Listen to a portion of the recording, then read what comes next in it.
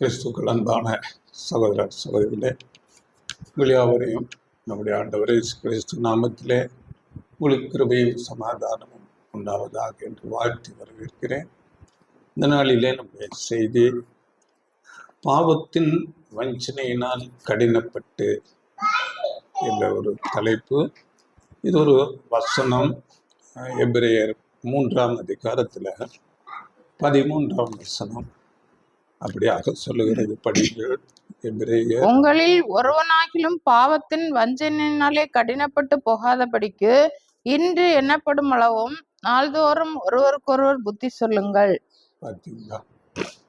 உங்களில் ஒருவனும் பாவத்தின் வஞ்சனையினால் கடினப்பட்டு போகாதபடிக்கு இன்று எண்ணப்படும் அளவும் நாடோறும் ஒருவர் புத்தி சொல்லுங்கள் என்று.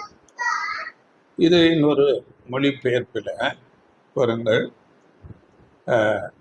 உங்களுள் எவரும் பாவத்தால் ஏமாற்றப்பட்டு கடின உள்ளத்தினர் ஆகாதவாறு ஒவ்வொரு நாளும் இன்றே என எண்ணி நாள்தோறும் ஒருவருக்கொருவர் அறிவுரை கூறுங்கள் என்று அந்த ஒரு மொழிபெயர்ப்பில் நன்றாக புரியும்படியாக இப்படியாக மொழிபெயர்க்கப்பட்டிருக்கிறது. நாம் கடந்த வாரத்திலே பார்த்தோம், 3 சத்துருக்கள்: உலகம், மாமிசம், பிசாஸ். அதனால இன்றைக்கு இந்த உலக வாழ்க்கையில நாம் ஒவ்வொருவரும் பலவிதமான பிரச்சனைகள், பலவிதமான சூழ்நிலைகளில நாம் வாழ்ந்து கொண்டிருக்கிறோம்.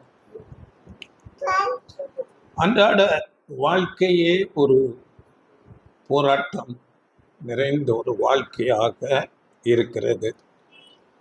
அது ஒவ்வொருவருக்கும் ஒவ்வொரு விதமான பிரச்சனைகள், பாடுகள் நிறைந்ததாக இருக்கிறது. ஆனாலும் தேவன் இந்த கடைசி நாட்களில நம்மை தெரிந்து கொண்டு நாம் தேவனை அறிந்து கொள்ள, அவருடைய குமாரன் ஆகிய ஆண்டவர் இயேசு கிறிஸ்துவை அறிந்து கொள்ள, இன்னும் அவருடைய இந்த முழு உலகத்தின் ரட்சிப்பின் திட்டத்தை நாம் அறிந்து கொள்ளவும் தேவன் நமக்கு கிருபை செய்திருக்கிறார். அவருடைய சத்தியங்களை நாம் புரிந்து கொள்ளும்படியாக நமக்கு கிருபை பாராட்டி இருக்கிறார். அப்படி கிருபை பாராட்டினதுனால நாம் ஞானஸ்நான உடன்படிக்கை செய்து தேவனோடு நாம் ஒரு அர்ப்பணிப்பின் ஜீவியம் ஜீவிப்பதாக நாம் உடன்படிக்கை பண்ணியிருக்கிறோம். இந்த உடன்படிக்கை, அதன் அர்த்தம், அதனுடைய பொருள் என்ன என்று நாம் பார்க்கும்போது, நம்முடைய தேவனுடைய இந்த உலக ரட்சிப்பு, இந்த எல்லா மனுக்குலத்தின் ரட்சிப்பின் அந்த திட்டத்தில் நான் என்னுடைய பங்கை செய்து நிறைவேற்றுவேன் என்பதுதான் நாம் இந்த உடன்படிக்கை செய்ததின் ஒரு பொருளாக, அர்த்தமாக இருக்கிறது. அப்படியானால் பாருங்கள், நாம் ஒவ்வொருவருடைய நம்முடைய ஆவிக்குரிய வளர்ச்சிக்கும், அது மாத்திரமல்ல நம்மை சார்ந்த உடன் சகோதர சகோதரிகளுடைய ஆவிக்குரிய வளர்ச்சிக்கும் நாம் அனுதினமும் ஒரு பிரயாசம், முயற்சி எடுக்கிறவர்களாக இருக்க வேண்டும் என்பதுதான் இந்த அர்ப்பணிப்பின் ஒரு பொருளாக இருக்கிறது. அதனால எபிரேயர் 13:13 நம்ம தியான வசனத்தில் நம்ம படிக்கும் போது, ஒவ்வொரு நாளும் இன்றே என எண்ணி நாள்தோறும் ஒருவருக்கொருவர் அறிவுரை கூறுங்கள் என்று சொல்லப்பட்டது.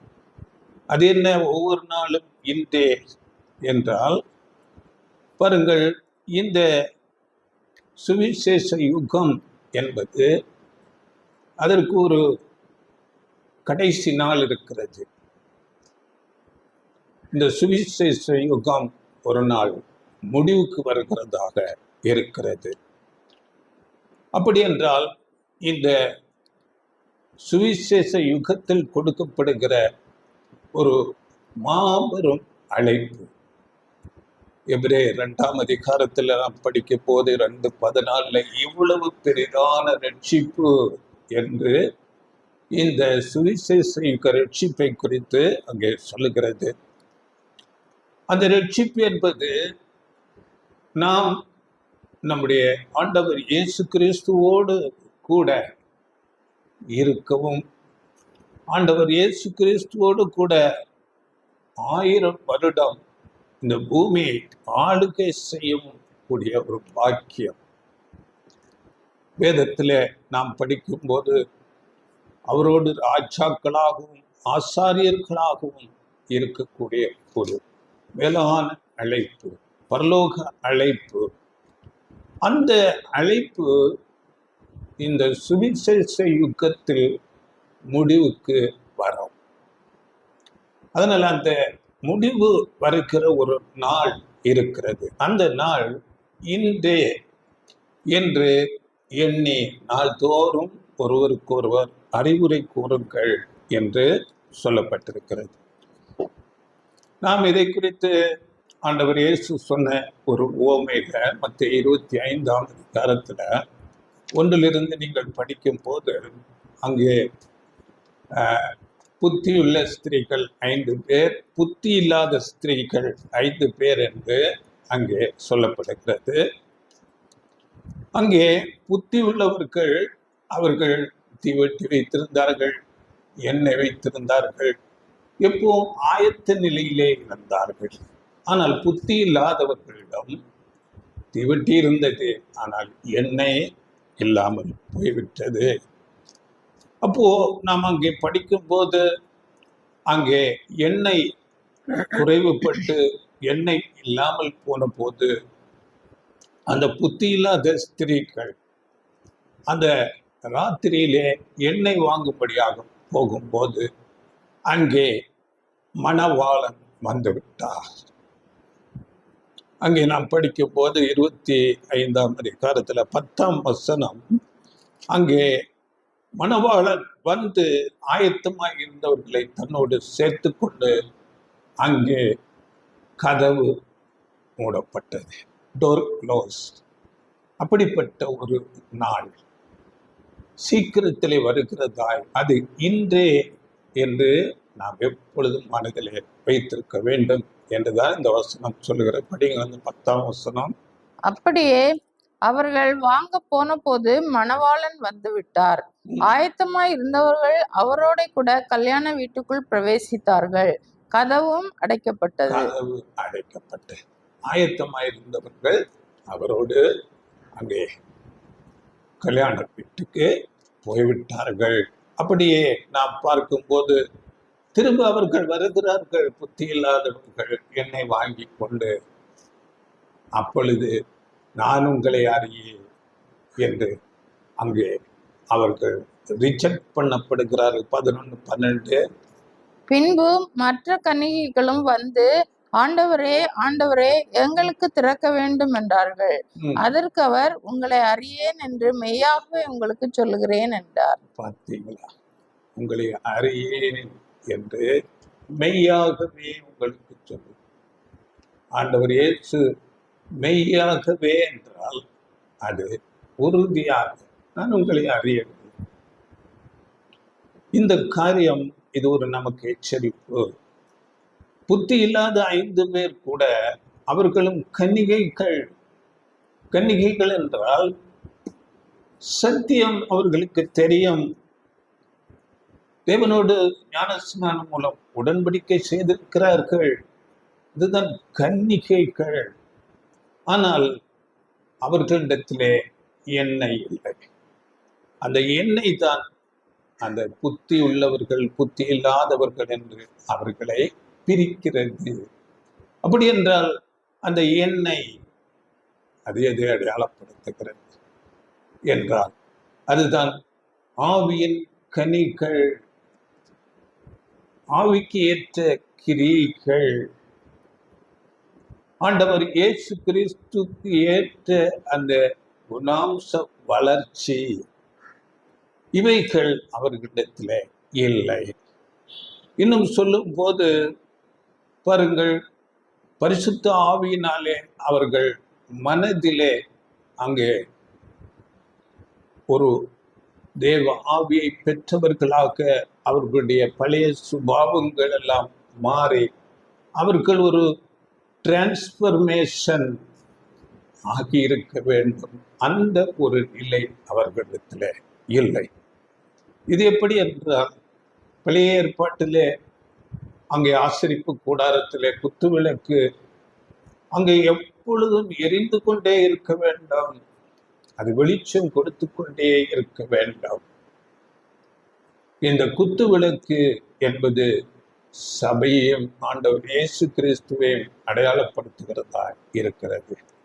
அது வெளிச்சம் கொடுத்து கொண்டே இருக்க வேண்டும்.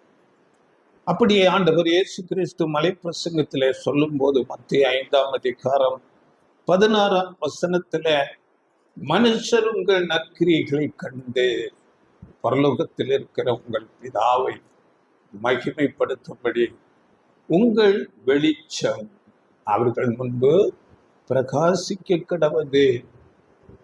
நாம் ஆண்டவர் இயேசு கிறிஸ்துவின் அந்த குணாம்சங்களை ஒரு வெளிச்சமாக பிரகாசிக்கிறவர்களாக நம்மை சார்ந்தவர்களிடத்திலே அந்த வெளிச்சத்தை காட்டுகிறவர்களாக இருக்க வேண்டும்.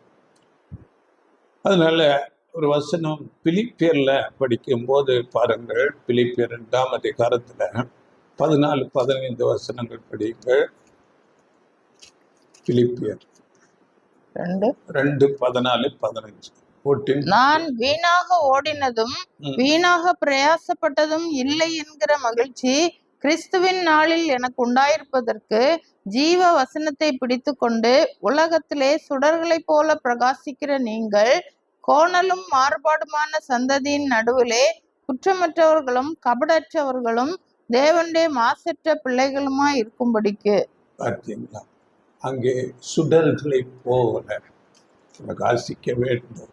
கிறிஸ்துவின் அந்த குணாம்சங்களை நாம் வெளிப்படுத்துகிறவர்களாக, அதே சமயத்தில் குற்றமற்றவர்களாக மாசில்லாதவர்களாக நம்மை காத்து கொள்ள வேண்டும். அது கிறிஸ்துவின் நாளில் நீங்கள் வெட்கப்பட்டு போகாதபடி அப்படி நாம் நம்மை காத்து கொள்ள வேண்டும். அதனால வசனம் சொல்லும் போது பாவத்தின் வஞ்சனையினாலே கடினப்பட்டு போகாதபடிக்கு என்று சொல்லும் போது உலக காரியங்கள் இல்லாவிட்டால் நாம் இயல்பாக செய்கிற சிறிய பொய்கள், சிறிய பாவங்கள், உலக சிநேகம் கூட தேவனுக்கு விரோதமான பகை என்று நாம் கடந்த பாடத்திலே பார்த்தோம். உலக காரியங்களையே நாம் அதிக நாட்டம் வைத்து அப்படியாக இருப்பது கூட தேவனுடைய பார்வையில் அது பாவமாக இருக்கிறது. நாம் அந்த விதை விதைக்கிற ஓமையில நமக்கு தெரியும், முள்ளுள்ள நிலத்திலே விழுந்த விதை, அந்த முள்ளுகள் வளர்ந்து அந்த பயிரை நெருக்கி போடுகிறது. அப்படி என்றால் உலக காரியங்கள், ஐஸ்வர்யத்தின் மயக்கம், இவைகள் அதை நெருக்கி போடுகிறதாக இருக்கும். அதனால உலக காரியங்கள் கூட நாம் நம்மை வஞ்சிக்கிறதாய், பாவத்திலே நம்முடைய இருதயத்தை கடினப்படுத்துகிறதாக இருக்கும். அதனால நாம் ஜாக்கிரதையாக, அதுதான் இந்த வசனம் சொல்லும் போது, நீங்கள் பாவத்தின் வஞ்சனையினால் கடினப்பட்டு போகாதபடிக்கு இன்று எண்ணப்படும் அளவும் நாளோறும் ஒருவருக்கொருவர் புத்தி சொல்லுங்கள் என்று சொல்லப்பட்டிருக்கிறது. பாருங்கள், நாம் கடந்த வாரத்தில் பார்த்தோம், புது சிருஷ்டிகளுக்கு வருகிற எதிராளி சாத்தானை குறித்து குறிப்பாக பார்த்தோம். இந்த சாத்தான் தேவனுக்கு எப்பவும் எதிராளி, தேவன் பக்கமாக போக விரும்புகிற நம் ஒவ்வொருவருக்கும் அவன் எதிராளியாக இருக்கிறார். அந்த சாத்தான் அவன் மிகுந்த ஞானம் உள்ளவன் என்று நாம் பார்த்தோம்.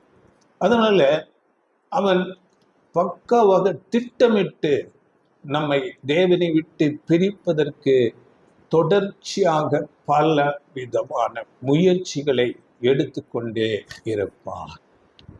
சாத்தானுடைய அந்த ஒரு ஃபோக்கஸ், முழு பார்வை நம்ம மேலேயே இருக்கும்.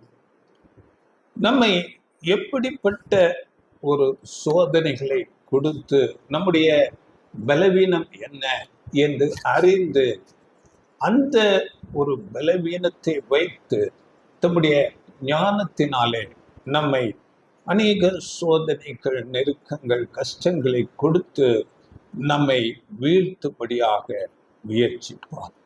அதனால இந்த வசனம் நமக்கு தியான வசனம் சொல்லும் போது, நீங்கள் ஒவ்வொரு நாளும் இன்றே, அந்த டோர் க்ளோஸ் ஆகிற நாள் இன்றே என்று நீங்கள் மனதில் நினைத்து புத்தி சொல்லுங்கள் என்று சொல்லிக்கொண்டு, அதனால நாம் ஆவிக்குரிய இந்த காரியங்களில் ஒரு சோர்ந்து போய் இருக்காதபடி, ஆவிக்குரிய காரியங்களில் அதிக ஒரு உற்சாகம் உடையவர்களாக, அதிக கவனம், அதிக நேரம் செலவிடுகிறவர்களாக, பிரயாசம் எடுக்கிறவர்களாக நாம் இருக்க வேண்டும்.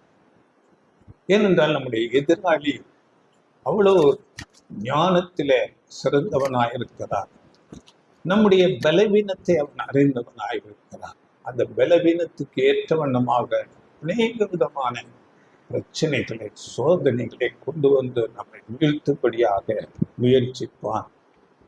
அது மாத்திரமல்ல, பாருங்க, நாம் தொடர்ச்சியாக உலக காரியங்களில், ஆவிக்குரிய விஷயங்களிலே அதிக கவனம் கொடுக்காமல் உலக காரியங்களிலே ரொம்ப பிஸியாக, அதிலே ரொம்ப நேரத்தை செலவிட்டு கொண்டு அந்த காரியங்களிலே மூழ்கி இருக்கும்போது சாத்தான் அதையே நம்மை வீழ்த்துவதற்கு ஒரு ஆயுதமாக எடுத்து நம்மை கொஞ்சம் கொஞ்சமாக தேவனை விட்டு பிரிந்து, சத்தியத்தை விட்டு கொஞ்சம் தூரமாக்கி, சகோதர சகோதரிகள் ஐக்கியத்தை விட்டு பிரித்து, சபை கூடி வருதலை விட்டு நம்மை வீழ்த்தும்படியாக முயற்சி எடுப்பார்.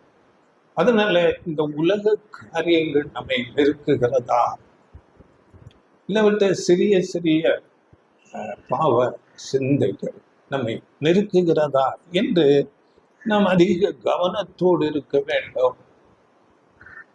எதிராளி ஆகிய சாத்தான் தொடர்ச்சியாக நம்மை வீழ்த்துவதற்கு பலவிதமான சோதனைகளை கொண்டு வந்து கொண்டே இருப்பார். அது நம்மை அறியாமலே கூட நம்மை தேவனை விட்டு பிரிந்து தூரமாக போகும்படியாக செய்யக்கூடும். அதனால் தான் இந்த வசனம் சொல்லுகிறது, நாள்தோறும் நீங்கள் ஒருவருக்கொருவர் புத்தி சொல்லுங்கள். இந்த சாத்தான் குறித்த பாடம் நாம் ஆல்ரெடி எடுத்திருக்கிறோம். இந்த லிங்கில் உங்களுக்கு நீங்கள் அதை பார்க்கலாம். அதில் அந்த வீடியோ என்ற இது நீங்கள் பார்க்கும்போது, ஒரு 5 மாதம் முன்னதாக உங்கள் எதிராளி ஆகிய சாத்தான் என்று எல்லா காரியங்களும் நமக்கு பேசியிருக்கிறோம். அதை நீங்கள் பார்க்கும்படி அன்பாய் கேட்டுக்கொள்கிறேன். அதனால இந்த சாத்தான் ஞானமுள்ளவன், அவருடைய ஞானத்தினாலே தந்திரம் உள்ளவன், நம்மை வஞ்சித்து நம்மை தேவனை விட்டு தூரமாக்கும்படி அவன் முயற்சிப்பான். அதனால நீங்கள் ஒருவருக்கொருவர் இந்த சபை கூடி வந்து அந்த சபை ஐக்கியத்திலே இருந்து ஒருவருக்கொருவர் புத்தி சொல்ல வேண்டும் என்றுதான் இந்த வசனம் சொல்லுகிறது. அதனால பிலிப்பியர் 2ஆம் அதிகாரம் 4ஆம் வசனத்துல சொல்லும் போது அவனவன் அவனவன் தனக்கானவைகளை அல்ல பிறனுக்கானவைகளையும் நோக்குவானாக. எனக்கு நான் என்னுடைய பக்தி விருத்திக்கு நான் தேடிக்கொண்டிருக்கிறேன், நான் சத்தியத்தை படிக்கிறேன், அப்படி என்றல்ல, பிறருக்கானவைகளையும் நோக்குவானாக. அந்த சிந்தை நமக்கு இருக்க வேண்டும். அப்படியே 1 கொரிந்தியர் 10:24 கூட அதே போல ஒவ்வொருவனும் தன் சுய பிரயோஜனத்தை தேடாமல் பிறனுடைய பிரயோஜனத்தை தேடக்கடவன். மற்றவர்களை குறித்த ஒரு சிந்தை இந்த ஆலோசனை சொல்லுகிறது. உற்சாகப்படுத்துவது, அவைக்குரிய விஷயங்களிலே அவர்களோடு நாம் ஐக்கியப்பட்டு அவர்களோடு பேசுவது, அவர்களை உற்சாகப்படுத்துகிறவர்களாக இருக்க வேண்டும். இப்போ இந்த வசனங்கள் எல்லாம் நமக்கு அதைத்தான் சொல்லுகிறது. நான் சத்தியத்திலே வளருகிறேன், நான் கேட்கிறேன் சத்தியத்தை, நான் அதிகமாக கேட்கிறேன், வேதத்தை தியானிக்கிறேன், தேவனோடு அதிக ஜெபத்திலே பிரயாசமா அங்கே ஜெபிக்கிறேன் என்று இல்லாமல் மற்றவர்களையும் நாம் உற்சாகப்படுத்த வேண்டும். அவர்கள் எப்படி இருக்கிறார்கள், அவர்கள் சோர்ந்து போயிருக்கிறார்களா என்றெல்லாம் நாம் அவர்களை குறித்து ஒரு கரிசனையுடையவர்களாக இருக்க வேண்டும் என்று இந்த வசனம் நமக்கு சொல்லுகிறது.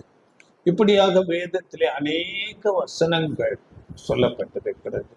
இன்னொரு வசனம் படியுங்கள், எபிரேயர் 10:24. எபிரேயர் 10:24. மேலும் அன்புக்கும் நற்கிரியைகளுக்கும் நாம் ஏவப்படும்படி ஒருவரை ஒருவர் கவனித்து. பார்த்தீங்களா? மேலும் அன்புக்கும் நற்கிரியைகளுக்கும் ஏவப்படும்படி ஒருவரை ஒருவர் கவனித்து. இது ஒருவரை ஒருவர் கவனிக்க வேண்டும் என்றால் சபை கூடி வருதல் தேவை. சபை கூடி வருதல் வந்தால்தான் நாம் ஒருவரை ஒருவர் பார்க்க முடியும். அவர்கள் எப்படிப்பட்டவர்களாக இருக்கிறார்கள், அவைக்குரிய விஷயத்தில் எவ்வளவு உற்சாகத்திலே இருக்கிறார்கள், என்னென்ன அவைக்குரிய காரியத்திலே செய்து கொண்டிருக்கிறார்கள் என்று நாம் அவர்களை அறியும் போது அந்த ஒரு உற்சாகம் நமக்கும் வரும். பார்த்தீங்களா? அதெல்லாம் அந்த வசனம், அன்புக்கும் நற்கிரியைக்கும் ஏவப்படும்படி ஒருவரை ஒருவர் கவனித்து. அப்படி நாம் சபை கூடி வருதல் அவ்வளவு முக்கியமான ஒரு காரியமாக இருக்கிறது. இந்த காரியத்தை நான் படிக்கும்போது கடந்த நாட்களிலே ஒரு சகோதரர், நான் 30 பேருக்கு புதிய ட்ரெஸ்ஸு எடுத்து கொடுத்தேன் என்று ஒரு காரியத்தை சொல்லியிருந்தார். இது நமக்கு அது ஒரு உற்சாகமாக இருக்கிறது. நாமும் அப்படிப்பட்ட காரியங்களை செய்ய வேண்டும் என்று ஒரு ஒரு உந்துதல், ஒரு உணர்த்துதலை உண்டாக்குகிறதாக இருக்கிறது. இதுதான் அன்புக்கும் நற்கிரியைகளுக்கும் உங்களை ஏவப்படும்படி என்று இந்த வசனம் பேசுகிறது. அப்படியே 25 படிங்கள். 25 10 எபிரேயர் 10:25. சபை கூடி வருதலை சிலர் விட்டு விடுகிறது போல நாமும் விட்டு விடாமல் ஒருவருக்கொருவர் புத்தி சொல்ல கடவோம். நாளானது சமீபித்து வருகிறதை எவ்வளவாய் பார்க்கிறீர்களோ அவ்வளவாய் புத்தி சொல்ல வேண்டும். பார்த்தீங்களா? சபை கூடி வருதலை சிலர் விட்டு விடுகிறது போல நாம் விட்டு விடாதிருக்க வேண்டும், அவ்வளவாக புத்தி சொல்ல வேண்டும். ஏனென்றால் பாருங்கள், நாம் முதலாவது பார்த்தோம், இந்த சுவிசேஷ யுகம் ஒரு முடிவுக்கு வரப்போகிறது. கடைசி நாட்களை நோக்கி அந்த சுவிசேஷ யுகம் அங்கே வேகமாய் ஓடிக்கொண்டே இருக்கிறது. செப்பனியா என்ற ஒரு அந்த தீர்க்கதரிசி மூலமாக நம்ம எச்சரிக்கும் போது, செப்பனியா 1ஆம் அதிகாரம் 14ஆம் வசனத்துல அங்கே படிக்கும்போது, கர்த்தருடைய பெரிய நாள் சமீபித்து வருகிறது, அது கிட்டி சேர்ந்து மிகவும் தீவிரித்து வருகிறது, அந்த நாளிலே பராக்கிரமசாலி முதலாய் மனம் கசந்து அலறுவான் என்று சொல்லப்பட்டு, அந்த கர்த்தருடைய நாள் என்று சொல்லுகிற அந்த நாள், அது இன்னும் பலவிதமான வார்த்தைகளாக வேதத்திலே பேசப்படுகிறது.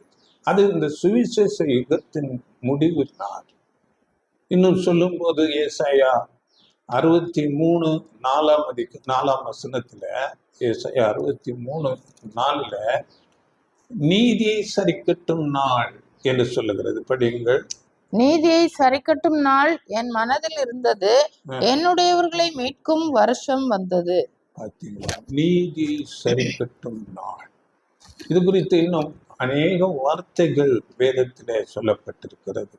உக்கிரத்தின் நாள், இக்கட்டும் இடுக்கமுமான நாள், அழிவும் வாழ்க்கடிப்புமான நாள் என்று செப்பனியா அந்த 1ஆம் அதிகாரத்துல நீங்கள் 14, 15 அந்த வசனங்களிலே தொடர்ச்சியாக படிக்கும் போது அங்கு அநேக காரியங்கள் பேசப்படுகிறது. அந்த நாள் மப்பும் அந்தாரவுமான நாள் என்று, அந்த நாள் கர்த்தருடைய நாள் என்பது இந்த சுவிசேஷ யுகம் முடிவுக்கு வந்து அங்கே நீதியை சரிக்கட்டுகிற ஒரு கால பகுதிக்குள்ளாக போகிறதாக இருக்கிறது. அது ஏனென்றால் தேவன் நீதி உள்ள தேவனாக இருக்கிறார். அவர் மகா நீதிபரர் என்று வேதம் சொல்லுகிறது. அந்த தேவன் இந்த உலகத்தின் மேலே நீதியை சரி கட்டுவார். நீதி செய்யாவிட்டால் அவர் அநீதி செய்கிறவர் போல ஆகிவிடும். அது எப்படி என்றால், நமக்கு வேதத்திலே யோவான் நற்செய்தி நூல்ல 3ஆம் அதிகாரத்துல 16ஆம் வசனத்துல நாம் படிக்கும் போது, தேவன் தம்முடைய குமாரனை விசுவாசிக்கிறவன் எவனோ அவன் கெட்டு போகாமல் நித்திய ஜீவனை அடையும்படிக்கு அவரை தந்தருளி இவ்வளவாய் உலகத்தில் அன்பு கூர்ந்தார் என்று சொல்லப்பட்டிருக்கிறது. இவ்வளவாய் இந்த உலகத்தை அன்பு கூர்ந்ததினாலே தம்முடைய குமாரனாகிய ஆண்டவர் இயேசு கிறிஸ்துவை இந்த உலகத்துக்கு அனுப்பினார். கொடுத்து அவர் மேல் உலக பாவங்களை எல்லாம் சுமத்தி அவரை சிலுவையிலே அங்கே பலியாக ஒப்பு கொடுத்தார். அந்த இயேசு நாட்களிலே வாழ்ந்த அங்க ஒரு தீர்க்கதரிசி ஆகிய யோவான் சொல்லும் போது, உலகத்தின் பாவத்தை சுமந்து தீர்க்கிற தேவ ஆட்டுக்குட்டி என்று இயேசுவை குறித்து அங்கே பேசினார். இப்படியாக அந்த உலக பாவங்களை எல்லாம் அவர் மேல் சுமத்தி நம்மை எல்லாம் உலகத்தாரை எல்லாம் மீட்டு ரட்சிக்க தேவன் சித்தம் கொண்டார். ஆனால் இந்த செயல், தேவனுடைய இந்த அன்பு அநேகரால் நிராகரிக்கப்பட்டது. அதிலேயே நீங்கள் அந்த யோவான் 3ஆம் அதிகாரம் 18ஆம் வசனத்துல பாருங்கள், அவரை விசுவாசியாதவன் ஆக்கினை தீர்ப்புக்கு உட்பட்டாயிற்று என்று வசனம் சொல்லுகிறது. படிங்களா அந்த வசனம் 3:18. அவரை விசுவாசிக்கிறவன் ஆக்கினைக்குள்ளாக தீர்க்கப்படான், விசுவாசியாதவனோ தேவனுடைய ஒரே பேரான குமாரனுடைய நாமத்தில் விசுவாசம் உள்ளவனாய் இராதபடியினால் அவன் ஆக்கினை தீர்ப்புக்கு உட்பட்டாயிற்று. ஆக்கினை தீர்ப்புக்கு உட்பட்டாயிற்று. அப்படித்தான் இன்றைக்கு சிலர் விசுவாசித்தார்கள். மெஜாரிட்டி ஜனங்கள், உலக ஜனங்கள் அந்த மகா பெரிய தேவனுடைய அந்த பெரிதான அன்பை நிராகரித்தார்கள், அசட்டை செய்தார்கள். அதனால தேவனுடைய கோபம், நீதியான தீர்ப்பு இந்த பூமியின் மேல் வரப்போகிறதா இருக்கிறது. அதுதான் மகா உபத்திரவங்கள், பெரிய அழிவு, அடுத்து வரப்போகிற 3ஆம் உலக யுத்தம், இன்னும் அர்மகதோன் என்று கூட வேதத்தில் சொல்லப்பட்டு, அப்படிப்பட்ட மகா உபத்திரவங்கள் வருகிறதா இருக்கிறது. அப்படி தேவன் நீதியை சரி கட்டுகிறவராக இருக்கிறார். பாருங்கள், இது எப்படி என்று நாம் பார்க்கும் போது, இந்த உலக ராஜ்யங்கள் இப்பொழுது இருக்கிற இந்த நாம் காண்கிற பல விதமான ராஜ்யங்கள் ஆளுகைகள் எல்லாம் அங்கே முடிவடைய செய்து சாத்தானுக்கு இந்த மனிதர்கள் மேல் உள்ள ஒரு வல்லமை அதிகாரம் எல்லாம் பிடுங்கப்பட்டு இந்த பூமி அதன் பிறகு ஆண்டவர் இயேசு கிறிஸ்துவின் அங்கே ஆளுகைக்கு அவருடைய ராஜ்யம் ஸ்தாபனம் பண்ணும்படியாக இந்த உலகம் ஒரு பெரிய அழிவுக்கு போக வேண்டியதாக இருக்கிறது. தேவனுடைய ராஜ்யம் ஸ்தாபிக்கப்பட வேண்டும் என்றால் இந்த இப்பொழுது இருக்கிற இந்த சாத்தானின் உலகம், இந்த பொல்லாத உலகம், அநீதி நிறைந்த உலகம் அழிவுக்கு போகும். பொதுவாக நாம் அறிந்திருக்கிறோம், ஒரு சிறிய நாட்டிலே ஏற்படுகிற அரசியல் மாற்றத்துக்கு கூட அங்கே பெரிய கலகங்கள் உண்டாகும், அங்கே அநேக உபத்திரவங்கள் உண்டாகும். ஆனால் பாருங்கள், அப்படி போல இந்த முழு உலகம் அதனுடைய ஒரு மாற்றம் வரும்போது பெரிய கலகங்கள், யுத்தங்கள், மகா உபத்திரவங்கள் இந்த பூமி மேல வரும். எந்த ஒரு காவல்துறையோ இராணுவமோ கட்டுப்படுத்தக்கூடாத அளவுக்கு மகா பெரிய உபத்திரவங்கள், அழிவுகள், கலவரங்கள், கலகங்கள் உண்டாகும். அப்படிப்பட்ட ஒரு காலம் வருகிறதா இருக்கிறது. இந்த உலகம் முடிவுக்கு வரும். சாத்தானின் ஆளுகை ஒரு குறிப்பிட்ட காலம்தான் கொடுக்கப்படும். தேவன் அனுமதித்திருக்கிறார். ஆண்டவர் இயேசு கூட சொல்லும்போது சாத்தானை பிரபஞ்சத்தின் அதிபதி என்று சொல்லுகிறார். அதனால இப்பொழுது அவருடைய சாத்தானுடைய ஆளுகை, சாத்தானுடைய பிரதிநிதிகளாக இருந்து இந்த உலகத்தின் ஆளுகிறவர்கள் அநீதியாக ஆளுகை செய்து கொண்டிருக்கிறார்கள். இந்த ஆளுகை இப்படிப்பட்ட இந்த மகா ஒரு உபத்திரவத்தில, யுத்தங்களிலே அப்படியாக ஒரு முடிவுக்கு வரும். இந்த உலகம் அப்படியாக அழிவுக்கு போகும். அதன் பிறகு பாருங்கள், ஆண்டவர் இயேசு கிறிஸ்து வேதத்தில் சொல்லப்பட்டிருக்கிறது. ஆண்டவர் இயேசு கிறிஸ்துவை குறித்து உரிமைக்காரரானவர், அவர் வருவார், அவர் இந்த உலகத்தின் ஆளுகையை பெற்றுக்கொள்வார். ஆண்டவர் இயேசு கிறிஸ்துவோடு இப்பொழுது தேர்வு செய்யப்படுகிற சபை வகுப்பாரும் சேர்ந்து இந்த உலகத்தை நீதியாக ஆளுகை செய்வார்கள். அப்பொழுது இனி வரப்போகிற ஆண்டவர் இயேசு கிறிஸ்து ஒரு ராஜாதி ராஜாவாக பிதாவினிடத்தில் இந்த சகல அதிகாரத்தை பெற்றுக்கொண்டு ஒரு ராஜ பட்டத்தோடு எல்லாவற்றையும் வென்று கீழ்ப்படுத்துகிறவராக ஒரு அதிகாரத்தோடு அவர் வருவார். முதலாம் வருகையிலே சாதாரணமாக, தாழ்மையாக, சாந்த குணத்தோடு மற்றவர்கள் பேசுகிற பேச்சுக்களை, ஏளனங்களை கேட்கிறவராக, அடிக்கும்போது அடியை வாங்குகிறவராக, குட்டும் போது குட்டப்படுகிறவராக, சிலுவையிலே மரிக்கிறவராக வந்தார். ஆனால் இரண்டாம் முறை அவர் ராஜாதி ராஜாவாக அதிகாரத்தோடு சகலத்தை வென்று கீழ்ப்படுத்துகிறவராக வருவார். இதை குறித்து ஆண்டவர் இயேசு கிறிஸ்துவே ஒரு ஓமையாக ஒரு இடத்திலே பேசுகிறார். படியுங்கள், லூக்கா 19ஆம் அதிகாரத்துல 12 அங்கே பேசுகிறார். பிரபுவாகிய, எடுத்தீங்களா இந்த வசனம்? படிங்கிற ஒரு வசனம் மாத்திரம். பிரபுவாகிய ஒருவன் ஒரு ராஜ்யத்தை பெற்றுக்கொண்டு திரும்பி வரும்படி தூர தேசத்துக்கு போக புறப்பட்டான். தூர தேசத்துக்கு புறப்பட்டான். அப்படி என்றால் இந்த பிரபுவாகிய ஒருவன் யார் என்றால் அவர்தான் நம்முடைய ஆண்டவர் இயேசு கிறிஸ்து. தூர தேசம் என்றால் பரலோகத்துக்கே போயிருக்கிறார், அதிகாரத்தை பெற்றுக் கொண்டு வரபடியாக.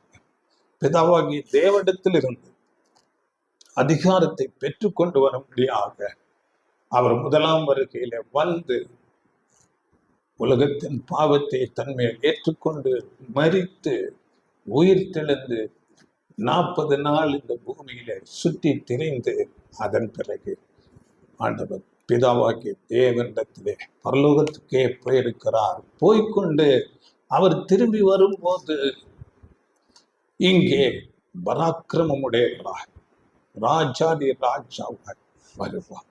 அதை குறித்து நீங்கள் தொடர்ச்சியாக படிக்கும் போது 27 மற்றும் படியுங்கள். அன்றியும் தங்கள் மேல் நான் ராஜாவாக்குறதற்கு மனதில்லாதிருந்தவர்களாகிய என்னுடைய சத்துருக்களை இங்கே கொண்டு வந்து எனக்கு முன்பாக வெட்டி போடுங்கள் என்று சொன்னான். அப்பொழுது வரும்போது அவரை ராஜாவாக ஏற்றுக்கொண்டுதான் ஆக வேண்டும். அவர் ராஜாதி ராஜா, அவர் ஒருவரை உரிமைக்காரரானவர். மற்றவர்கள் அங்கே அழிவுக்கு போவார்கள். இதை குறித்து இன்னும் தீர்க்க தரிசன புஸ்தகங்களிலே கூட சொல்லப்பட்டிருக்கிறது. பழைய ஏற்பாட்டில் ஆகாய் புஸ்தகத்தில் 2ஆம் அதிகாரம் 6-7 வசனங்கள் படியுங்கள். ஆகாய் 2:6-7. சேனைகளின் கர்த்தர் சொல்லுகிறார், கொஞ்ச காலத்துக்குள்ளே இன்னும் ஒரு தரம் நான் வானத்தையும் பூமியையும் சமுத்திரத்தையும் வட்டாந்தரையும் அசை பண்ணுவேன், சகல ஜாதிகளையும் அசை பண்ணுவேன், சகல ஜாதிகளாலும் விரும்பப்பட்டவர் வருவார், இந்த ஆலயத்தை மகிமையினால் நிறைய பண்ணுவேன் என்று சேனைகளின் கர்த்தர் சொல்லுகிறார். சகல ஜாதிகளாலும் விரும்பப்பட்டவர் வருவார். இன்றைக்கு இந்த உலகம் அநீதியான ஆளுகை செய்கிறவர்களால் நசுக்கப்படுகிறார். சில பேர் மாத்திரம் அங்கே செல்வத்தை குமித்து கொண்டு பேர் புகழோடு அநீதிக்காரர் அப்படியாகும். ஆனால் அவருடைய ராஜ்யத்துல அங்கே நீதி செழித்து வளரும். அநீதி அக்கிரமங்கள் எல்லாம் அங்கே நசுக்கப்படும்.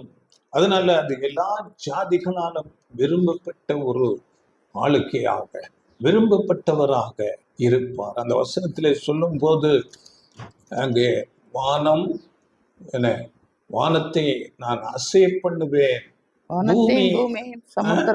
வானத்தையும் பூமியையும் சமுத்திரத்தையும் அசை பண்ணுவேன். வானம் என்றால் இந்த சாத்தானின் ஆளுகை, கண்ணுக்கு தெரியாத இந்த சாத்தானின் அரசாட்சி, இது அங்கே அசைய பண்ணுவேன் என்றால் அங்கே இன்னொரு மொழிபெயர்ப்பு நிலை கொலைய செய்வேன், அழித்து இல்லாமல் செய்வான். அப்படியே பூமியின் எல்லா அநீதிகளும் நீக்கப்படும். எல்லா அமைப்புகள் இன்றைக்கு நாம் பார்க்கிறோமே, அரசியல், பொருளாதாரம், ஜனசங்கம், இந்த அமைப்புகள் எல்லாமே எல்லாம் வீழ்ச்சியுண்டு அங்கே அழிவுக்கு போகும். ஆண்டவர் இயேசு கிறிஸ்து வந்து நீதியாக இந்த உலகத்தை ஆளுகை செய்வார். அதனால ஏசாயா 63:4 நம்ம படித்தோம், நீதியை சரி கட்டும் நாள் என்று. அதுல 5ஆம் வசனம், நான் பார்த்தேன், துணை செய்வார் ஒருவரும் இல்லை, தாங்குவார் ஒருவரும் இல்லை என்று ஆச்சரியப்பட்டேன். அப்பொழுது என் புயமே எனக்கு ரட்சிப்பாகி என் உக்கிரமே என்னை தாங்கிட்டு. நான் பார்த்தேன், எனக்கு துணை செய்வார் ஒருவரும் இல்லை, அப்பொழுது என் புயமே எனக்கு ரட்சிப்பாகி. அப்படி என்றால் இதுதான் என் புயம் என்று சொல்லப்படுகிறது. தான் இந்த உலகத்தின் ஒரு அழிவு, உலகத்தில் இருக்கிற எல்லா அமைப்புகளின் அழிவு, எல்லா யுத்தங்கள், நாசமோசங்கள் தேவனால, தெய்வீக வல்லமையினால ஏற்படுவது. அதுதான் என் புயமே எனக்கு ரட்சிப்பாகி என் உக்கிரமே என்னை தாங்கிட்டு என்று சொல்லப்பட்டிருக்கு. அடுத்த 6ஆம் வசனம், நான் என் கோபத்திலே ஜனங்களை மிதித்து என் உக்கிரத்திலே அவர்களை வெறியாக்கி அவர்கள் சாரத்தை தரையிலே இறங்க பண்ணினேன். பார்த்தீங்களா, என் கோபத்திலே, தேவ கோபம் பற்றி எரியும் அந்த நாட்களில். ஏனென்றால் தேவனுடைய அன்பை அவர்கள் நிராகரித்தார்கள். ஆண்டவர் இயேசு கிறிஸ்துவின் அந்த ஈடு பலியை அசட்டை செய்தார்கள். அதனால தேவ கோபம் அங்கே பற்றி எரியும். என் உக்கிரத்திலே அவர்களை வெறியாக்கி அவர்கள் சாரத்தை தரையிலே இறங்க பண்ணினேன். இன்னொரு மொழிபெயர்ப்புல அவர்கள் குருதியை, அவர்களுடைய இரத்தத்தை தரையிலே இறங்க பண்ணினேன். இந்த இப்பொழுது இருக்கிற உலகம் முழுவதுமாக ஒரு பெரிய அழிவுக்குள்ளாக போகிறதாக இருக்கிறது. அதனால இந்த சுவிசேஷ யுகம் ஒரு நாள் சீக்கிரத்திலே முடிவுக்கு வருகிறதா இருக்கிறது. சங்கீதங்களின் புஸ்தகம் 96:13 அவர் வருகிறார், அவர் பூமியை நியாயம் தீர்க்க வருகிறார், அவர் பூலோகத்தை நீதியோடும் ஜனங்களை சத்தியத்தோடும் நியாயம் தீர்ப்பார். இந்த பூமி என்று சொல்லும் போது இந்த உலக அமைப்புகள், இப்பொழுது இருக்கிற எல்லா அநீதியான அமைப்புகள் எல்லாம் அழிவுக்கு போய்விடும். அப்படியே ஏசாயா 11:4 அங்கே சொல்லும் போது கூட இது வார்த்தைகள் பேசப்படுகிறது. படியுங்களே, ஏசாயா 11:4.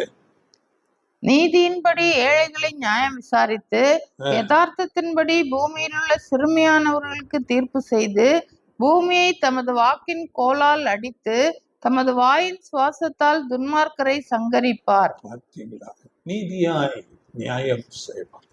எளிய மக்கள் மேல நீதி அவர்களுக்கு கிடைக்கும். அங்கே சொல்லும்போது தமது வாக்கின் கோலால் அடித்து என்று சொல்லும் போது தம்முடைய வார்த்தை, தேவனுடைய உண்மையான சத்தியங்கள் எல்லாம் வெளிப்படும். இப்பொழுது இருக்கிற பொய்கள், எல்லா கட்டுக்கதைகள் எல்லாம் நீக்கப்படும். எல்லா சத்தியங்களும் அவர்கள் அறிந்து கொள்வார்கள். அப்படியே தமது வாயின் சுவாசத்தால் துன்மார்க்கரை சங்கரிப்பார்.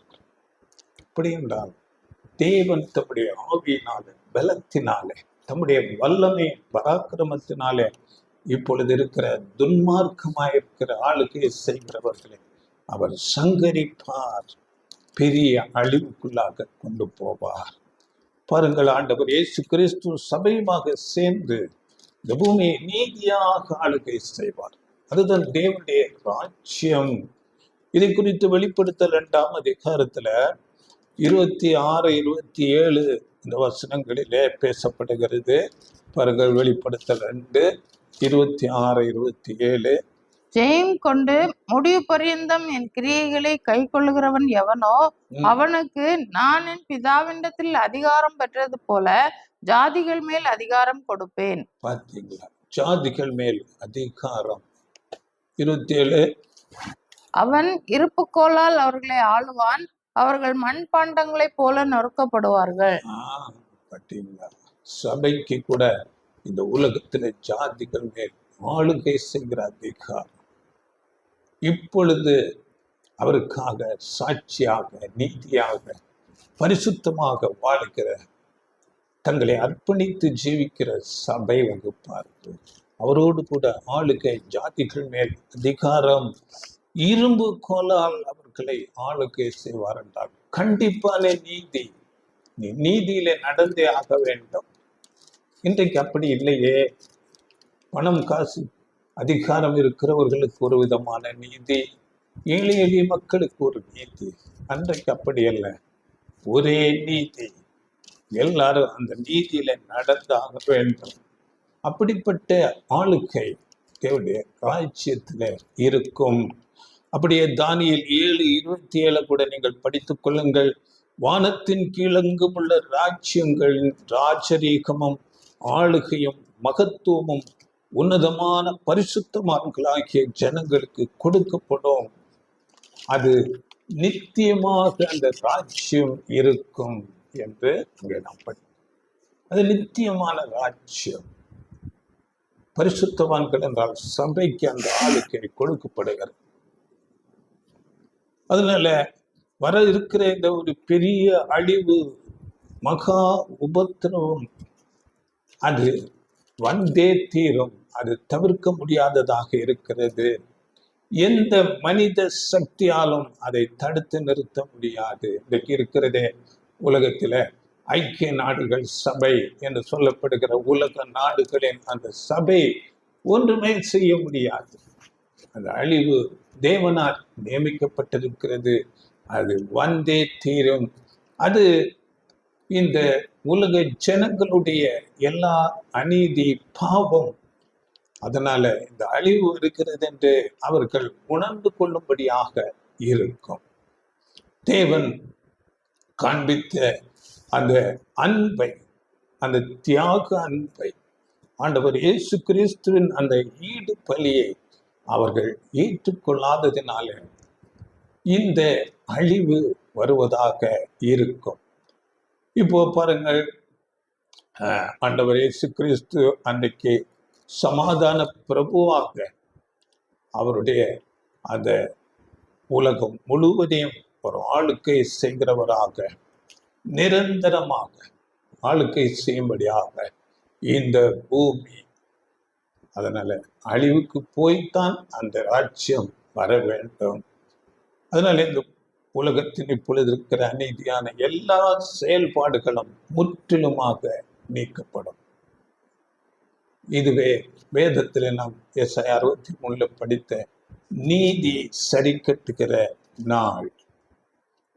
இந்த மகா உபத்திரவம், இந்த பேரழிவு வருவதற்கு முன்பதாக இந்த சிறுமந்தியாகிய சபை வகுப்பார் இந்த உபத்திரவங்களுக்கு முன்பதாக அவர்கள் எடுத்து கொள்ளப்படுவார். இந்த பூமியிலிருந்து அவர்கள் மறைந்து போய்விடுவார்கள். மரணத்திலே போகலாம், இல்லாவிட்டால் அப்படியே எடுத்துக்கொள்ளக்கூட படலாம். இப்படியாக வேத வசனங்கள் சொல்லுகிறது. அதனால அந்த ஒரு ஆசீர்வாதத்துக்கு நாம் வர வேண்டும். இது இந்த அழிவு குறித்து இது சுவிசேஷ யுகத்தின் ஒரு அறுவடை என்று சொல்லப்படுகிறது. நாம் வேதத்திலே 3 அறுவடைகள் குறித்து பேசப்படுகிறது. இதை குறித்து கூட நாம் பாடம் எடுத்திருக்கிறோம். இதை நம்ம இந்த லிங்க்ல நீங்க பாருங்கள்.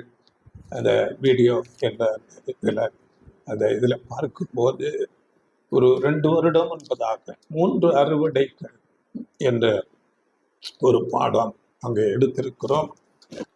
இந்த சுவிசேஷ யுக அறுவடை இப்பொழுது இந்த சுவிசேஷ யுகம் முடிவில் நடக்கும். அதற்கு முன்பதாக ஒரு அறுவடை, யூத யுகத்தின் அறுவடை நடந்து முடிந்தது.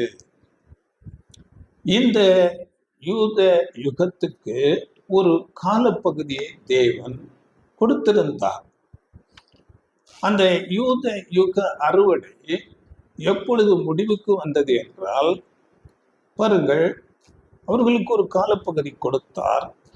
அந்த காலப்பகுதி முடிவுக்கு வருகிறதாக இருந்தது. இதை குறித்து ஆண்டவர் இயேசு கிறிஸ்து அவர் தம்முடைய சிலுவை பாடு மரணத்துக்கு போவதற்கு முன்பதாக அங்கே எருசலேமிலே பவனியாக அங்க கழுதையின் மேலே அவர் வருகிறார். ஜனங்கள் எல்லாம் ஆர்ப்பரித்து அவரை அங்கே துதித்து ஆர்ப்பரிக்கிறார்கள். அப்பொழுது ஆண்டவர் இயேசு கிறிஸ்து அந்த எருசலேம் பட்டணத்தை பார்த்து கண்ணீர் விட்டு அழுகிறார். ஏனென்றால் அந்த எருசலேமுக்கு ஒரு அறுவடை, ஒரு நியாய தீர்ப்பு, ஒரு பெரிய அழிவு வரப்போகிறதா இருக்கிறது என்று அவர் ஒரு தீர்க்கதரிசியாக வரப்போகிற அழிவை பார்த்து அவர் கண்ணீர் விட்டு அழுகிறார். இது குறித்து படியுங்கள். லூக்கா 19ஆம் அதிகாரத்துல 41 44 வசனங்கள். அவர் சமீபமாய் வந்தபோது நகரத்தை பார்த்து அதற்காக கண்ணீர் விட்டு அழுது, உனக்கு கிடைத்த இந்த நாளில் ஆகிலும் உன் சமாதானத்துக்கு ஏற்றவைகளை நீ அறிந்திருந்தாயானால் நலமாயிருக்கும். இப்பொழுதோ அவைகள் உன் கண்களுக்கு மறைவாயிருக்கிறது. உன்னை சந்திக்கும் காலத்தை நீ அறியாமற் போனபடியால் உன் சத்துருக்கள் உன்னை சூழ மதில் போட்டு உன்னை வளைந்து கொண்டு எப்பக்கத்திலும் உன்னை நெருக்கி உன்னையும் உன்னிலுள்ள உன் பிள்ளைகளையும் தரையாக்கி போட்டு உன்னிடத்தில் ஒரு கல்லின் மேல் ஒரு கல் இராதபடிக்கு செய்யும் நாட்கள் உனக்கு வரும் என்றார். பார்த்தீங்களா?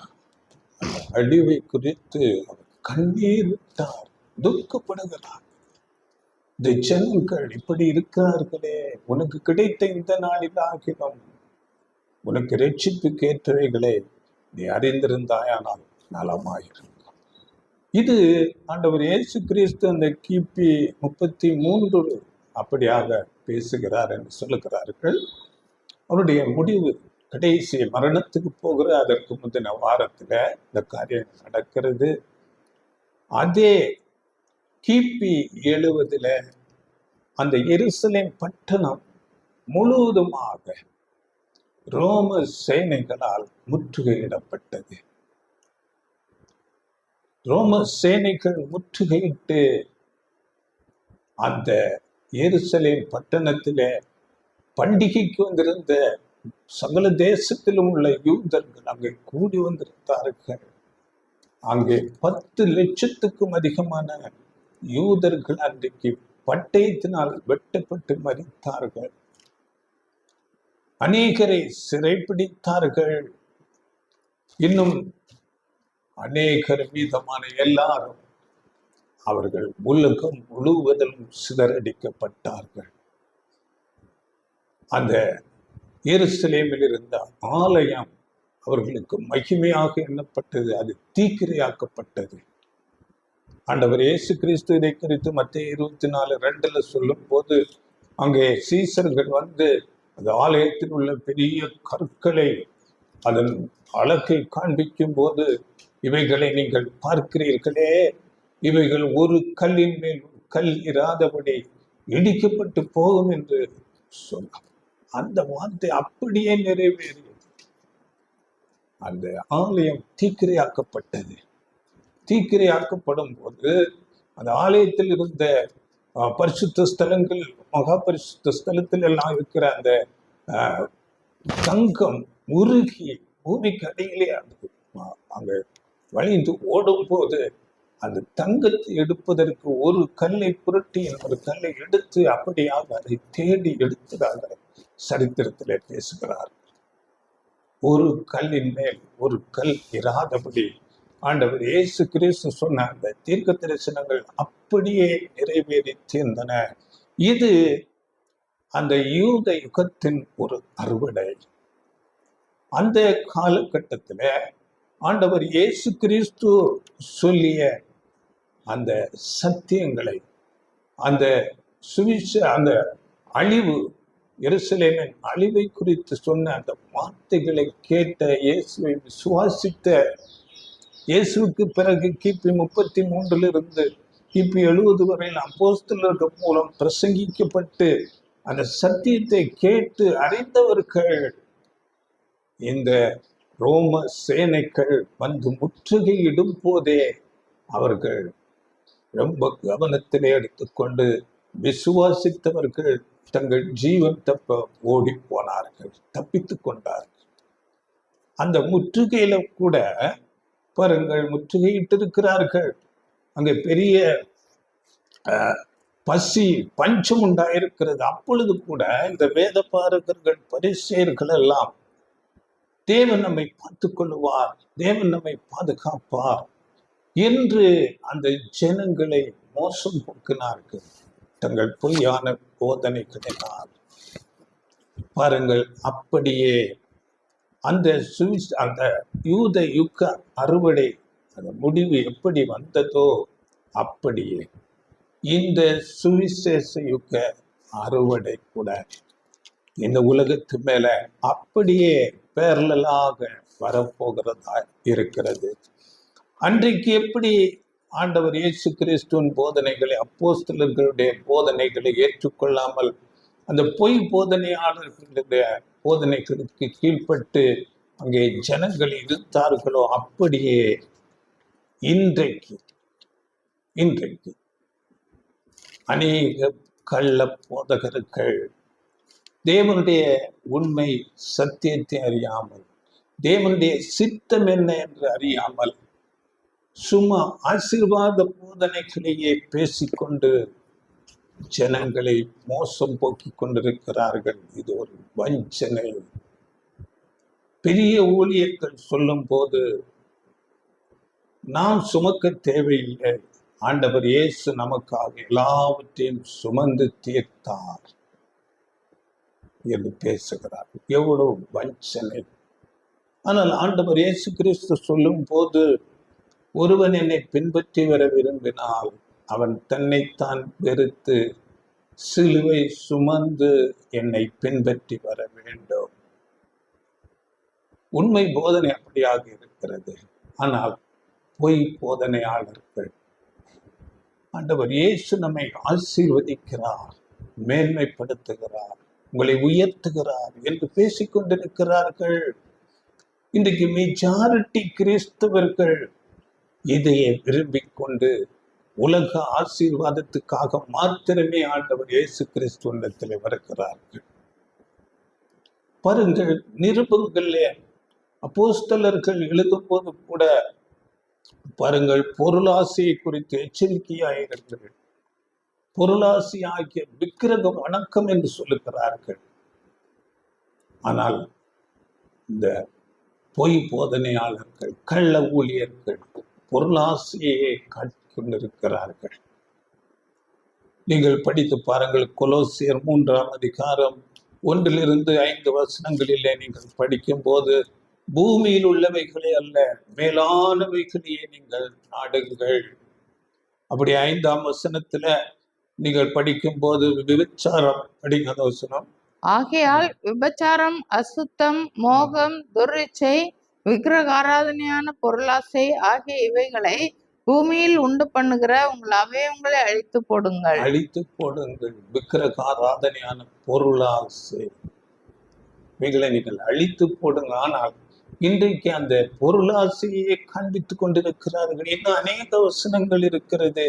நீங்கள் கலாத்தியர் 5:24 படிக்கும் போது, கிறிஸ்துவனுடையவர்கள் தங்கள் மாம்சத்தையும் அதன் ஆசை இச்சைகளையும் சிலுவையில் அறைந்திருக்கிறார்கள்.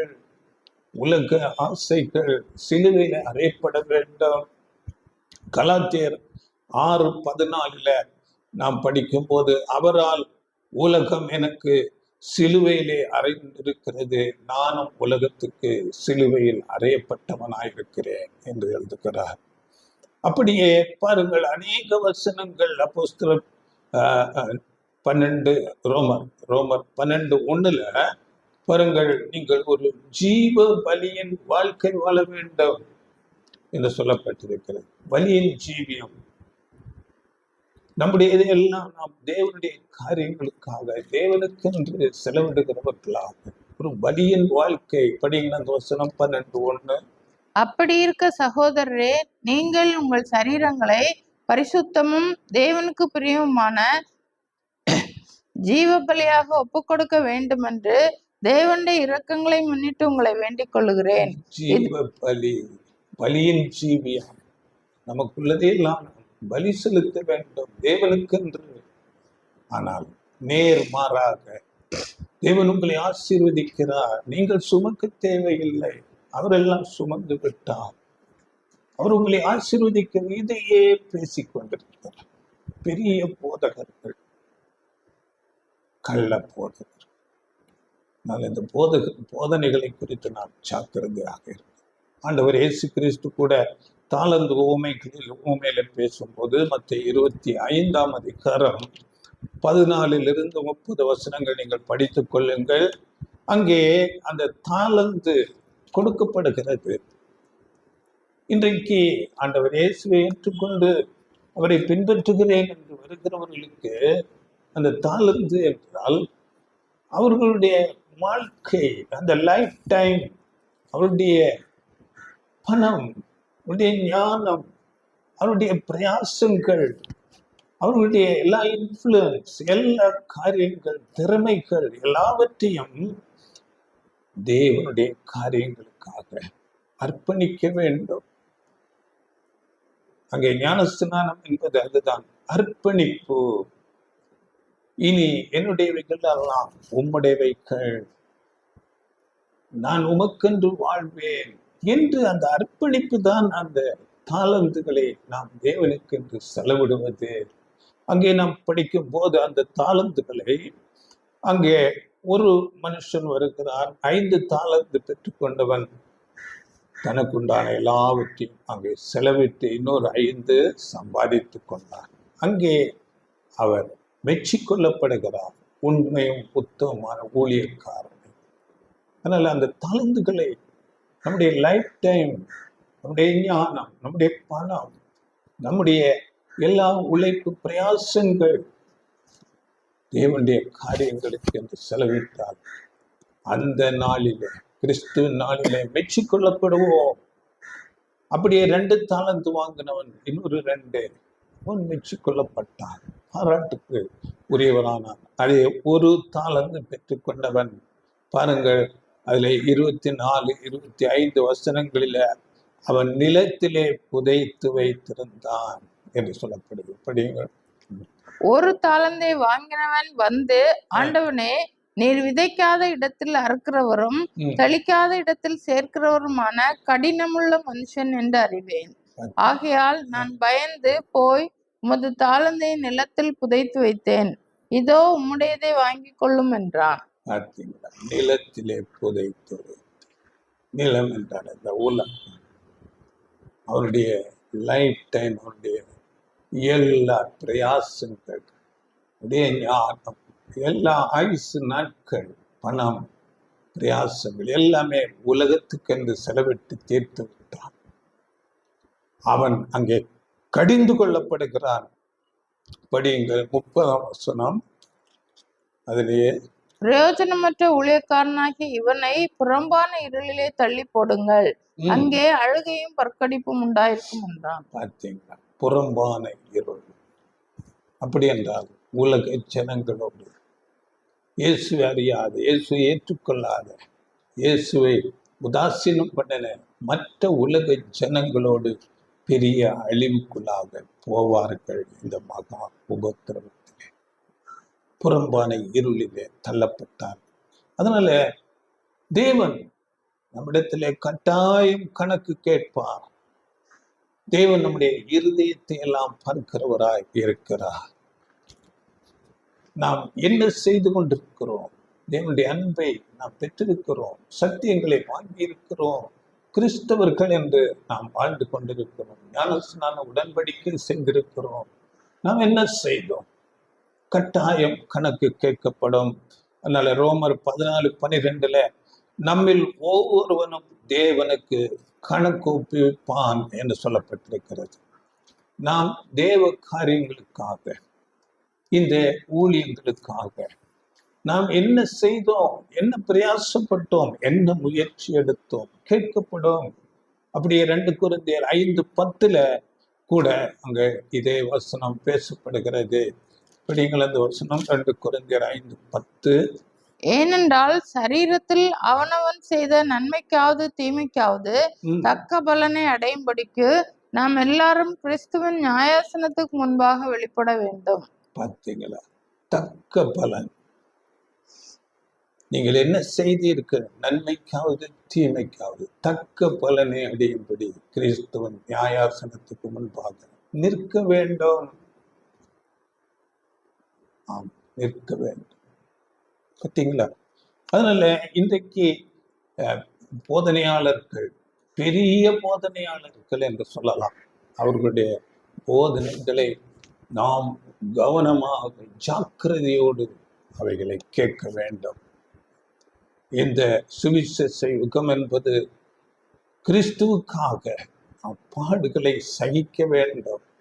கிறிஸ்துவை போல நம்முடைய தலை ஆண்டவர் இயேசு கிறிஸ்து, அவர் மாதிரி, அவருடைய அடிச்சுவடுகளிலே நடக்க வேண்டும். அவரை பின்பற்றி அப்போஸ்தலர்கள் நடந்தார்கள். தங்களை இரத்த சாட்சிகளாக மரணத்துக்கு ஒப்பு கொடுத்தார். அவர்களை பின்பற்றின அதன் பிறகு வந்த பரிசுத்தவான்கள் எல்லாரும் அப்படியே ஜீவித்து மரித்தார்கள்.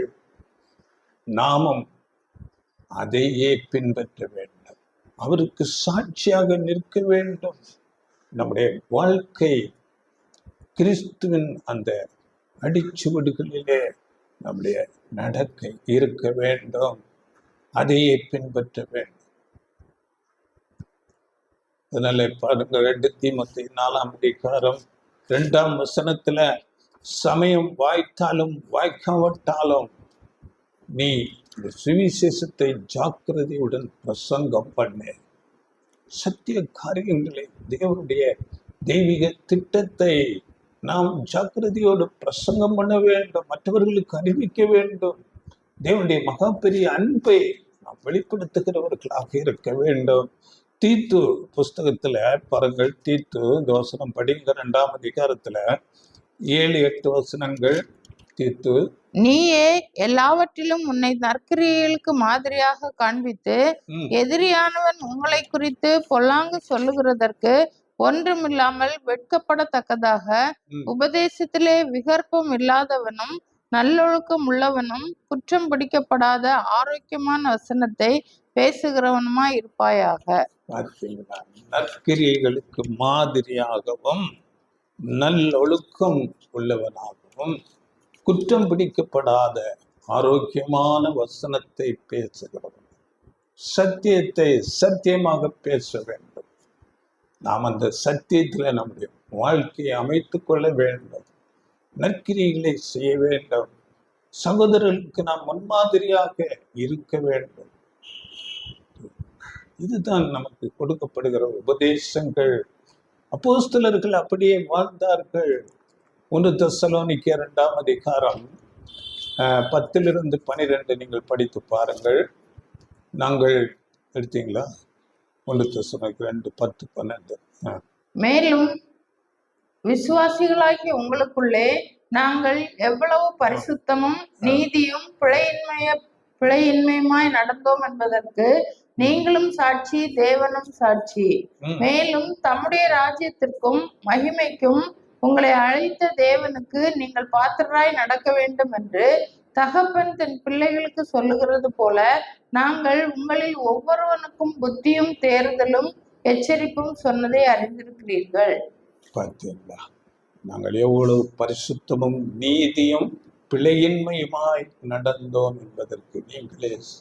அவர்கள் அப்படி நடந்தார்கள், நீதியாக பரிசுத்தமாக குற்றமில்லாதவர்களாக தங்கள் வாழ்க்கையை அமைத்துக் கொண்டார்கள். அது மாத்திரமல்ல, அவர்களை அழைத்த அழைப்புக்கு பாத்திரராக, ஏனென்றால் மேலான ஒரு ஆசீர்வாதத்துக்கு அழைக்கப்பட்டிருக்கிறோம். அந்த அழைப்புக்கு பாத்திரராக நடக்க வேண்டும் என்று அவர்கள் நடந்தார்கள். தகப்பன் பிள்ளைக்கு புத்தி சொல்லுகிறது போல அவர்கள் புத்தி சொன்னார்கள், தேர்தல் சொன்ன எச்சரித்தார்கள். அப்படியே நாமும் செய்ய வேண்டும். இப்போ பாருங்க, இப்படியாக நாம் இந்த ஆவிக்குரிய காரியங்கள்ல வளருகிறவர்களாக இருக்கிறோமா, அல்லது நாம் இந்த சத்திய காரியங்களை தேவனை விட்டு பின்மாற்றமாக தூரமாக போய்கொண்டிருக்கிறோமா என்று எப்படி நாம் நம்மை அறிந்து கொள்ளலாம் என்று நாம் பார்க்க போது அது ஒரு காரியம் இருக்கிறது. எப்படி அறிந்து கொள்ளலாம் என்றால், பாருங்கள், இந்த சத்தியங்களை நாம் அதிகமாக கேட்க நமக்கு விருப்பம் இருக்கிறதா? வேதத்தை தியானிப்பதற்கு நாம் அதிக நேரத்தை செலவிட்டு அதை வாஞ்சிக்கிறோமா? சபை கூடுதல், ஆலய ஆராதனை, சகோதர ஐக்கியத்தை நாம் விரும்புகிறோமா? இவைகள் இருந்தால் நாம் ஆவிக்குரிய விஷயத்திலே நாம் வளருகிறவர்கள் என்று எடுத்துக்கொள்ளலாம். அதே சமயத்தில் ஆராதனையை நாம் தவிர்க்கிறோம், சத்தியங்களை கேட்பதிலே சோர்வு, வேதத்தை தியானிப்பதிலே ஒரு விருப்பமில்லை, சகோதர ஐக்கியம், இவைகளெல்லாம் நமக்கு அவ்வளவாக ஒரு உடன்பாடு இல்லாமல் நாம் ஒரு விதமாக சோர்வாக இருக்கிறோம் என்றால் நாம் இந்த ஆவிக்குரிய விஷயத்துல நாம் பின்மாற்றமாக தூரமாக இருக்கிறோம் என்பதுதான் அர்த்தமாக இருக்கிறது.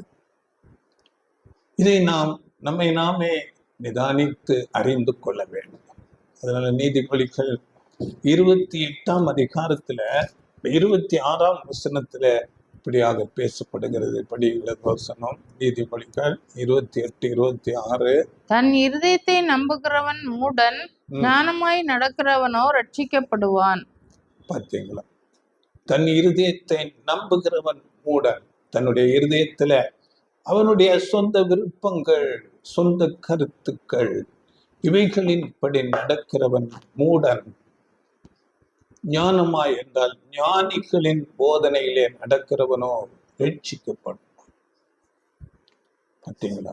வேத வசனம் என்ன சத்தியத்தின்படி பேசப்படுகிறதோ அதை கேட்டு அப்படியே நடக்கிறவர்கள் ரட்சிக்கப்படுவார்கள். அதற்கு மாறாக தேவன் நம்மை ஒரு நொடி பொழுதிலே அதிசயமாக நம்முடைய இருதயத்தை மாற்றி விடுவார் என்றால் அது அந்த விருப்பம், அந்த சிந்தை தவறானது. அந்த 10 கன்னிகைகளில் அறிவில்லாத, புத்தி இல்லாத அந்த 5 கன்னிகைகள் போல அப்படி அல்ல. தேவன் நமக்கு சத்தியத்தை கொடுத்திருக்கிறார். அநேக அனுபவங்களிலே நம்மை நடத்துவார். சோதனைகள், நெருக்கங்கள், பாடுகளின் வழியாக நாம் கடந்து வருவோம். அப்பொழுது நம்முடைய இருதயம், நம்முடைய சிந்தை கொஞ்சம் கொஞ்சமாக நாம் மாற்றப்படுவோம். அதற்குத்தான் அப்படியாக சத்தியங்கள், சோதனைகள், நெருக்கங்கள், பாடுகள், அனுபவங்கள் இவைகளெல்லாம் நம்மை அந்த கிறிஸ்துவின் சாயலுக்கு ஒப்பாக நம்மை மாற்றுகிறதாக இருக்கும். அது கொஞ்சம் கொஞ்சமாக அது நம்மை அப்படியாக மாற்றும். அது மாத்திரமல்ல, நாம் ஒருவருக்கு புத்தி சொல்லுகிறோம் என்றால் அந்த புத்தி சொல்லும் போது அந்த வார்த்தைக்கு நாம் மாதிரியாக இருக்கிறோமா என்று நம்மை நாம் நிதானித்து அறிவோம். அது நம்மை உணர்த்தும் அந்த வார்த்தை. அதனாலே நாம் ரொம்ப ஜாக்கிரதை உள்ளவர்களாக நடப்போம். அப்போ பவுல் சொல்லும்போது, மற்றவர்களுக்கு பிரசங்கம் பண்ணுகிற நான் தானே ஆகாதவனாய் போகாதபடிக்கு என் சரீரத்தை ஒடுக்கி கீழ்ப்படி. அதனால இந்த புத்தி சொல்லுதல், சகோதரர் ஒருவருக்கு ஒரு புத்தி சொல்லும் போது கூட நாம் நம்மை அப்படியே கீழ்ப்படுத்துவோம், ஒடுக்குவோம். இப்படியாக கொஞ்சம் கொஞ்சமாக நாம் ஒவ்வொரு நாளும் நாம் திருந்தி கிறிஸ்துவின் சாயலுக்குப்பாக, கிறிஸ்துவின் பள்ளியிலே இந்த சபை கூடுதல், இது ஒரு கிறிஸ்துவின் பள்ளி. இதை தேவன் அப்படியாக அமைத்து வைத்திருக்கிறார்.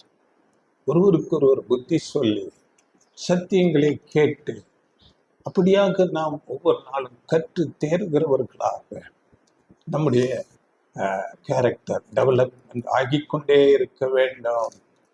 அதனால் ஆண்டவர் இயேசு சொல்லும் போது மத்தேயு 11:29 நான் சாந்தமும் மனத்தாழ்மையுமாயிருக்கிறேன், என் முகத்தை என்னிடத்திலே நீங்கள் கற்றுக்கொள்ளுங்கள், என் முகத்தை நீங்கள் ஏற்றுக்கொண்டு என்னிடத்திலே கற்றுக்கொள்ளுங்கள். கிறிஸ்துவின் பள்ளி இது. நாம் உதாசீனம் பண்ணக்கூடாது. இந்த ஐக்கியத்திலே அதிக நாம் விருப்பமுடையவர்களாக இருக்க வேண்டும். அதனால தேவன் நமக்கு கடைசியாக இந்த சத்தியங்களை நமக்கு கொடுத்திருக்கிறார். சகோதர சகோதரிகள் ஐக்கியத்தை நமக்கு கொடுத்திருக்கிறார். அடுத்து ஊழியர்களை கொடுத்திருக்கிறார். அப்படி நாம் சேர்ந்து செயல்பட்டு அப்போதான் நாம் சத்தியத்தை அறிகிற அறிவிலும் வளர்ந்து குணாம்சத்திலும் வளர்கிறவர்களாக இருப்போம். இந்த சாத்தானின் வஞ்சனையில் இருந்தோம் நாம் அப்பொழுது தப்பித்துக் கொள்ள முடியும். அதனால கடைசியாக ஒரு வசனம் படித்து முடிக்கலாம். எபிரேயர் 13 13:20-22 வசனங்கள். எபிரேயர். நித்திய உடன்படிக்கையின் இரத்தத்தினாலே ஆடுகளுடைய பெரிய மேய்ப்பரான நம்முடைய கர்த்தராகிய இயேசுவை மரித்தோரிலிருந்து ஏறி வர பண்ணின சமாதானத்தின் தேவன் இயேசு கிறிஸ்துவை கொண்டு தமக்கு முன்பாக பிரியமானதை உங்களில் நடப்பித்து, நீங்கள் தம்முடைய சித்தத்தின்படி செய்ய உங்களை சகலவித நற்கிரியையிலும் சீர்பொருந்தினவர்கள் ஆக்குவாராக. அவருக்கே என்னென்றைக்கு மகிமை உண்டாவதாக. ஆமென். ஆமென். பார்த்தீங்களா? ஆண்டவர் இயேசு கிறிஸ்துவை கொண்டு தேவன் அவருக்கு பிரியமானதை நம்மளே நடப்பிப்பார். சகல நற்கிரியைகளிலும் நம்மை சீர்பருந்த பண்ணுவாராக. நம்முடைய சுயபலத்தில முடியாது.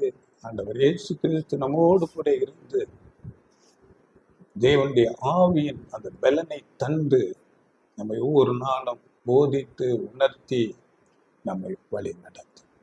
இப்படிப்பட்ட அந்த நடத்துதலை பெற்றுக்கொண்டு மேலான ஆசீர்வாதம் ஆண்டவர் இயேசு கிறிஸ்துவோடு உடன் சுதந்திரராக அவரோடு கூட ஆளுகை செய்ய அப்படிப்பட்ட பெரிய ஆசீர்வாதம், இவ்வளவு பெரிதான ரட்சிப்பை சுதந்திரித்துக் கொள்ள தேவன் நமக்கு உதவி செய்வாராக.